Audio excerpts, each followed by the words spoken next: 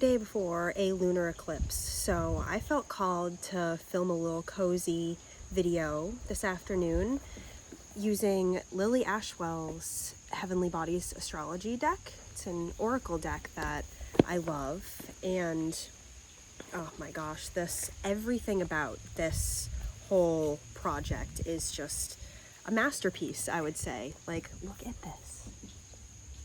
Oh, it says, heaven is under our feet as well as over our heads. And then you take the little box out. Oh, and there's a little quote on the back. Dude, every little detail is just so artistically, beautifully made. And this is definitely one of my most favorite possessions that I have right now. I don't use it very often because it's got a power to it, and I very much have a lot of reverence for this creation, this divine creation, and just gratitude and love. So we're gonna do a little cozy reading. Listen to this. People travel to wonder at the height of mountains, at the huge waves of the seas, at the long courses of the rivers, at the vast compass of the ocean, at the circular motion of the stars, and yet they pass by themselves without wondering. Boop.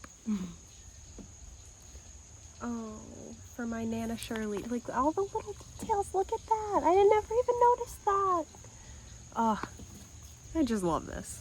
I will say the reason why I love this creation so much is because everything is just so intricate and purposefully designed, and it just has such an energy of just like a personal sacred energy. I don't even know how to describe it, but yeah. So I will start by saying too that this eclipse is a very potent and powerful one. It's a lunar eclipse in Pisces, and I feel like Pisces is a very strong astrological sign. It's the last sign of the zodiac, and it holds a very sacred power to it. One that kind of can rip the rug right out from under you sometimes. And I feel like it's no coincidence that the gene key of this week is gene key number 6, which really speaks on the energies of peace and anchoring peace. And I've really seen that.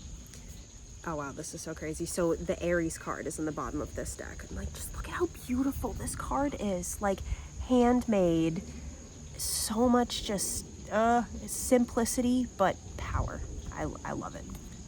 If you can't tell, I love this deck. But I feel like there's been really an intensity with this moon, and that has stirred up a lot of repressed emotions, frustrations, fears, and just not wanting to like put up with shit any longer. And I feel like a lot of Aries energy has been present for me, which I always associate that sign with like strong willpower and fire and just kind of aggression in some of the more shadowy elements, but just very like strong, like the ram, like just butting its head, you know, just that force, that aggression, that power. And this is the sign that comes right after Pisces. So I feel like I have been on my own journey of reclaiming my independence, having bravery and passion, which is the key words that come with this card. And that has come in a very like blunt and aggressive way because I've repressed a lot of my truths and I've become dependent on others, which I think was very much a soul lesson at this chapter of my life because I was hyper independent before. And I had to kind of pendulum swing into the opposite energy to reclaim my independence in a very balanced and grounded way. And to know that I can be independent and I won't be betrayed for that. I can individuate and I can be myself, do the things that feel good for me, and I won't lose people and I won't have to be alone. So, yeah. And I will say my primary intention for this is how can we anchor peace and tune into the vibration of peace as we're moving through the turmoil that is being illuminated by this full moon lunar eclipse cycle. And I often talk about eclipse season in a lot of my posts because I've always seen how eclipse season is like the end of one act of life, when the curtain comes down, and within this 2-week period between this full moon lunar eclipse and new moon solar eclipse, there's a lot of change and a lot of tower moments, a lot of endings and new beginnings. Because I'm not like a professional astrologer, but I've definitely studied astrology a lot over the years, and I've seen that these eclipses, they touch on our nodes, the nodes of the moon, which is within our birth chart, north node and south node. These are often called the nodes of destiny. They almost steer the ship in a way. Our south node is the energies from our past lives that we are currently shifting away from. And then the north node is sort of our guiding force and what the primary lessons and karmic energies and the themes for our lives that are driving us forward. It's pretty much our north node is pulling us towards our future, and our south node is kind of like what we're moving away from as we move towards that future, if that makes sense. And so I've seen that these eclipses, they touch on the nodes, and especially a full moon lunar eclipse in Pisces, I feel like this is just stirring up all the emotional waters, all of the tension, and all of just the Piscean energies that we have repressed. Maybe a lot of us have been sort of in the spiritual closet and have been really being drawn by our soul to come out of that closet and to express more of our spirituality without fear of judgment and without fear of rejection. Because that is a very core wound that I feel like is within a lot of us, especially those who are into the metaphysical arts and who walk a spiritual path. They often call it the witch wound, where we're very much afraid to speak our truth, afraid to individuate, and afraid to be seen as a witch because we were slaughtered and we were killed, burned at the stake, hung for expressing that energy in the past. And it's important to remind ourselves that we are not living in those days, that we have evolved, and it is safe to express ourselves now. Even if we receive judgment, even if we are rejected by some, it's okay. We're learning how to be ourselves without losing ourselves. I feel like that's a big theme.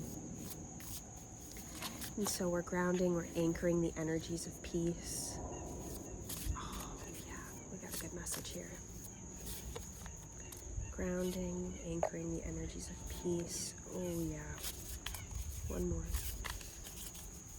Oh, I love the way these cards feel. They're so soft. I wish you guys could feel them. You're gonna have to get this deck so you can feel it for yourself.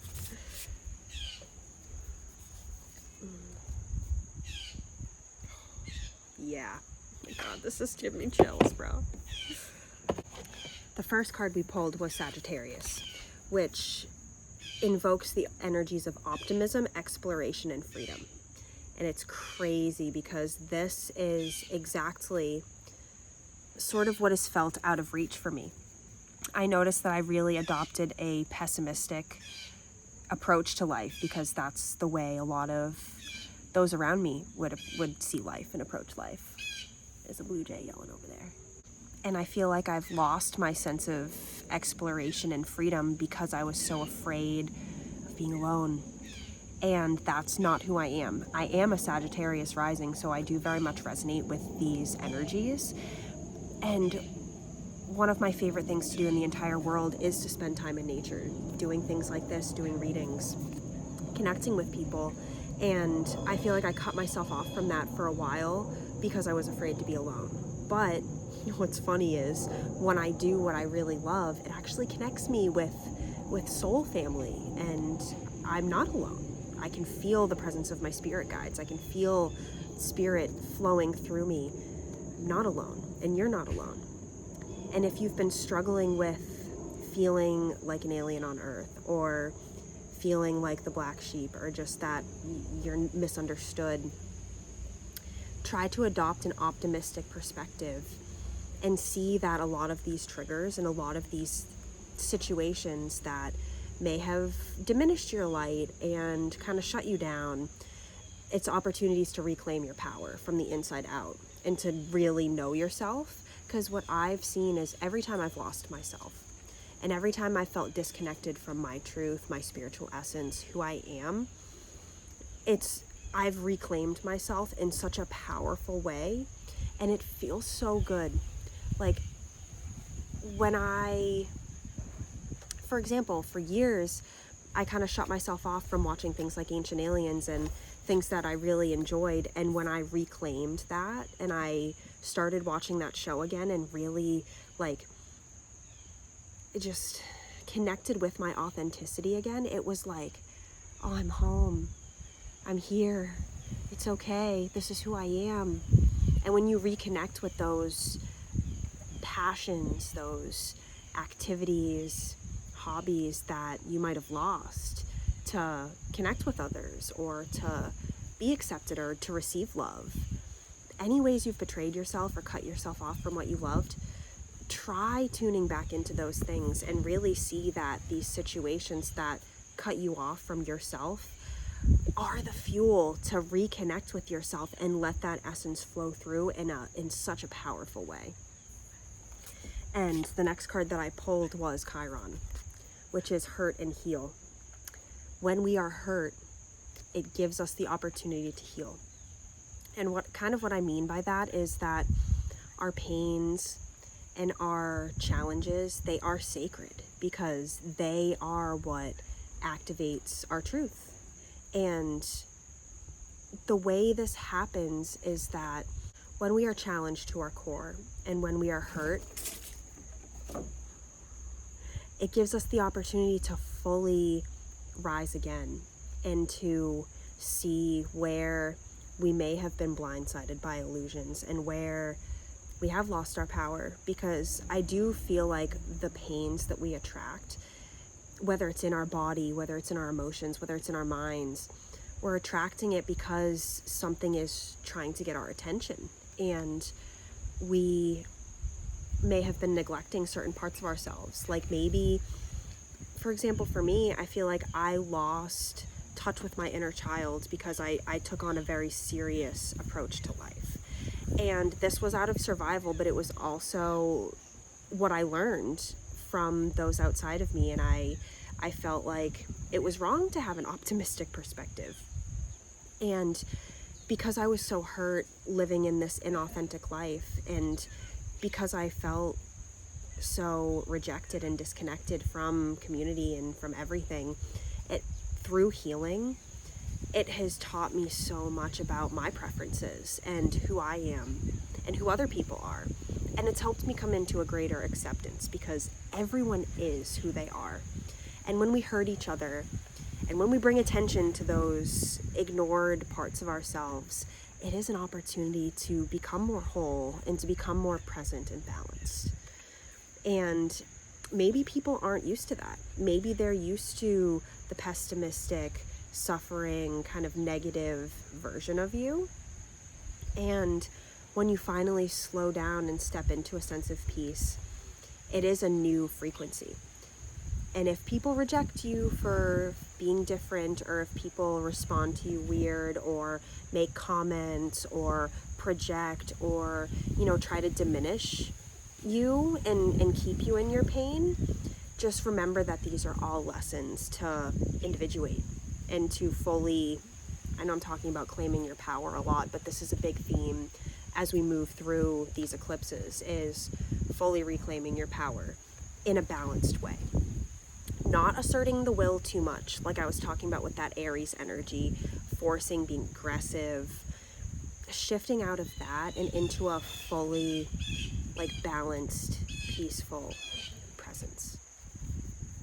I hope you guys can hear me. I'm in such a peace state that I'm talking a little quiet and my voice is a little hoarse, but again, bringing attention to where I was being a little too aggressive with my voice and where I was asserting my power too much, allowing me to draw back and just be introspective, devote myself to my practices and to what feels good. And the last card we have is the fourth house.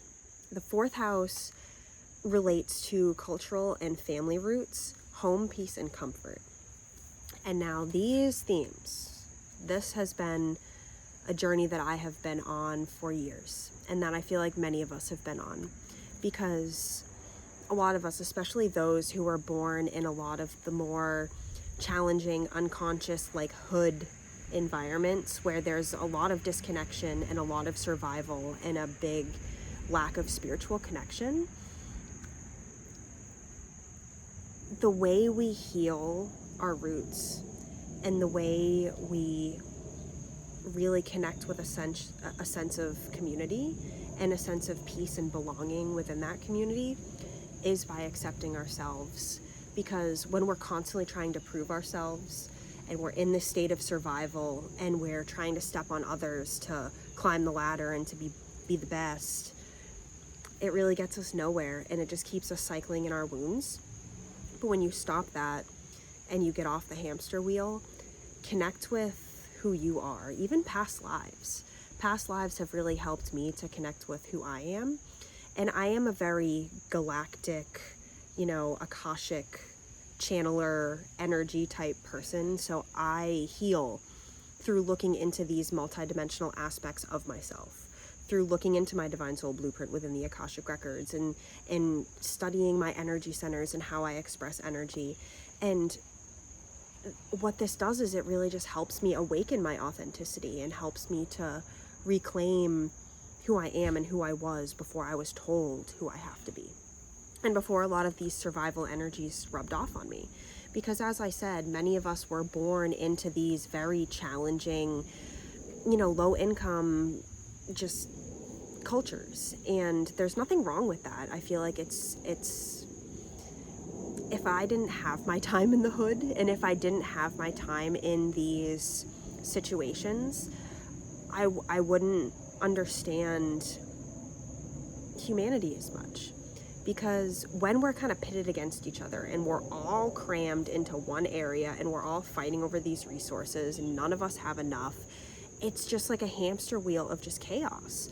And you really, I don't want to say you get nowhere, but it stunts the growth of your soul, because we're stuck cycling through these aggressive tendencies and these challenging energies that are meant to awaken our gifts and are meant to help. This pressure that comes from these kind of like hood mentalities and that vibration, it really does apply the pressure for our gifts to shine. I mean, how many amazing artists, music artists, film creators, just creatives in general, artists, how many have come out of the hood? Like almost all of them.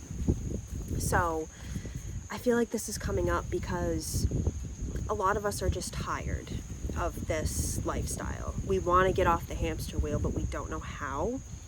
And what I've really found is finding home and peace and comfort within myself. No longer rejecting my burn scars, accepting them for how unique they make me, and not judging how tiny my arms are. Just the way we judge ourselves and reject ourselves. That is a form of betrayal that our inner child feels, our nervous system feels. So when we really come home to ourselves, connect with our culture, what we feel resonant to. And this can be a lot of shamanic cultures. Just because you were born in one area doesn't mean that you're defined by that. Like if you were born in the city, but you really resonate with indigenous shamanic wisdom from Brazil, you can anchor that vibration just because you're not from there. And I understand all the cultural appropriation and all of that, but I feel like that is a limiting belief, and that anyone can tune into these cultural energies because we've all lived them. We've all had past lives. We've all had incarnations in all of these different civilizations and vibrations across Earth. So just because you're born into a white American body doesn't mean you can't tune into the spirituality and the practices of Eastern traditions, like a lot of the Chinese traditions, tea ceremonies, the I Ching, Reiki, whatever. And then the same goes for a lot of these South American indigenous traditions. Obviously, we want to respect all of these practices and traditions, because you don't want to go into them as a means to an end approach, meaning you don't want to, adopt these shamanic practices because you want to feel better. You want to tune into these things because you're curious, and because you want to see if it connects, and see if it resonates, and see if it makes you feel more at home in your meat suit. So, long story short, wherever you're from, wherever your roots are, you are not defined by that, but however, tuning into what home feels like for you, and putting down roots wherever you are, even if you don't feel at home, or if you don't feel resonant with the area or the culture that you're living in, we have the capability to put down roots anywhere, and to really tune into what makes us human and what makes us unique and individual. Because I really do believe that we all hold a unique puzzle piece to the grand puzzle of humanity. And when we honor our truth and what feels good for us and express that, that's how you find truly your purpose, in my opinion. Talking about a whole lot of things, but just anchoring. And I think it's so funny too, this fourth house energy is very much about like peace, as this card says.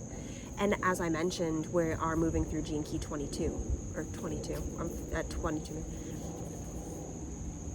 And we are moving through Gene Key 6, which anchors the energies of peace. So really tune into what peace feels like and looks like for you. Is it a beautiful oracle deck that just feels like a breath of fresh air and just a symbol of just beauty? That's peace for me. And that also feels like home, because I love a beautiful, handmade, purposefully designed piece of work. Anyone can use AI now. Anyone can create art. But when it's a soulful expression of who you are, what you've learned, what you've experienced, and what you know, like this, that feels like home. That feels like peace.